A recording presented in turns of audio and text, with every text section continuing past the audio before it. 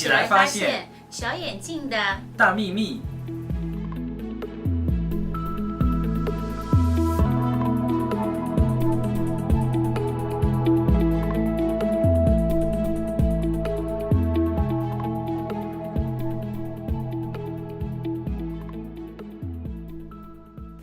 Well, Groovy Goggles, we wanted to show that everyday ordinary things can be extraordinary if you learn to look at them differently.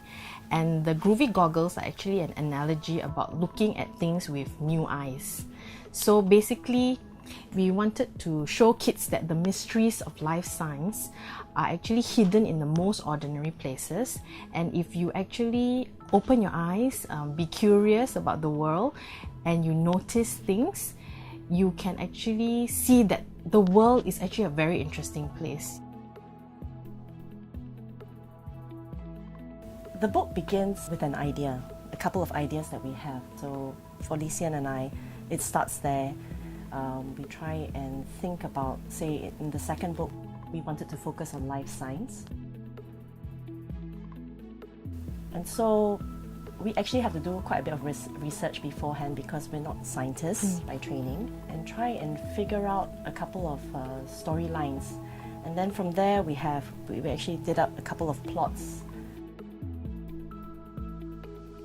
After some discussion amongst ourselves and with Bea as well, we decide on a particular plot. And then we go into page by page detail on how the characters will tell the story, and how we envision each page to look. That's when Sulin comes into the picture, and there, you know, the ideas transform into something else again. It's really something quite beautiful to witness ourselves as creators, because you see that with your own idea, one person alone, it is something, and then when you have two and you have three, it just becomes something beyond what you could have imagined, you know, yourself. So I always get a kick out of how a book is really created out of nothing, just ideas. Yep.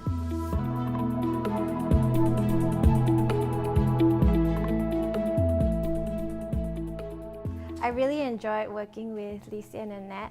I think they're one of the very few clients that I really enjoy working with. They're kind of more like friends now rather than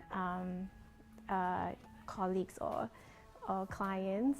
Yeah, because we're quite like-minded. So whenever you work together on a creative piece like what we're doing now, it's nice to work with people who are like-minded, and it's usually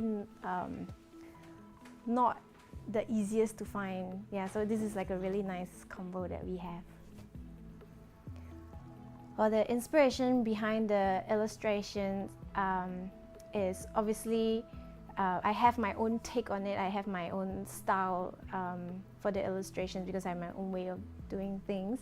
But Lisian also gave me quite a few references to look at in terms of what the client would like and what works better for kids.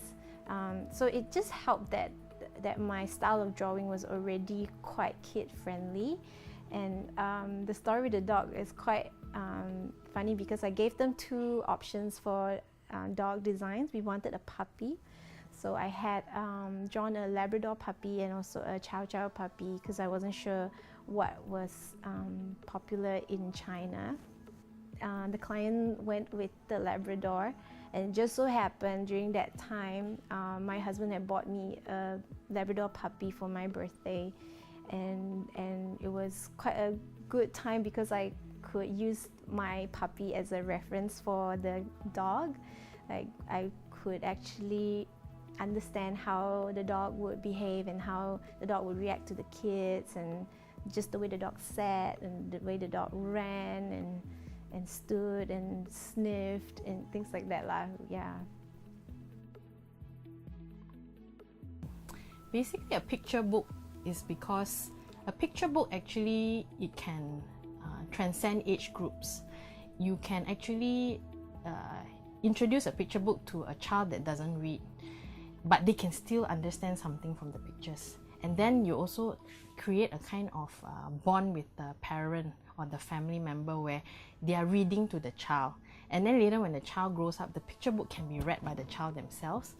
And this time we have an artist that, you know, she hand paints every single page.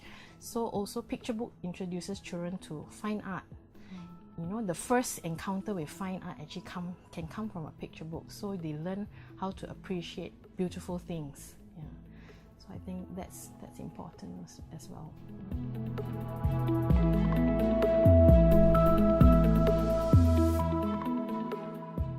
Just going back to our childhoods, I think, you know, it's a long time ago.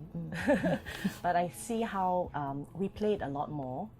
And as Lisa said, we're outdoors a lot more. So I think every time we do a picture book or a children's book, we go back to our childhoods, and I think we had pretty good childhoods. We had a lot of fun. Yeah.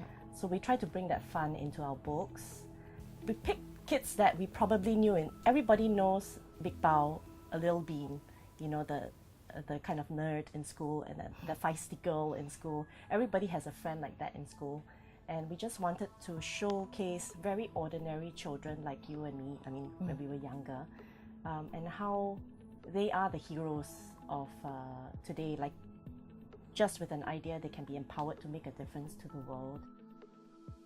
Interestingly, how we work together, because I'm based in Singapore, and Sulin and Lisian are based in KL, and we do have to get together, and we're talking about ideas in the head. So actually communication is so important. Generally our weekly meetings would be through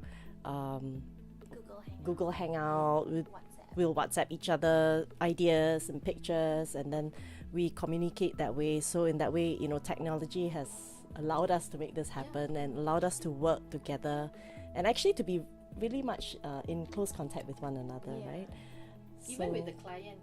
Yeah, even with the client. Yeah, with the client every 2 weeks. Yeah, because the other thing is the clients in China, and then we have like every fortnight we'll have teleconference meetings with Bayer.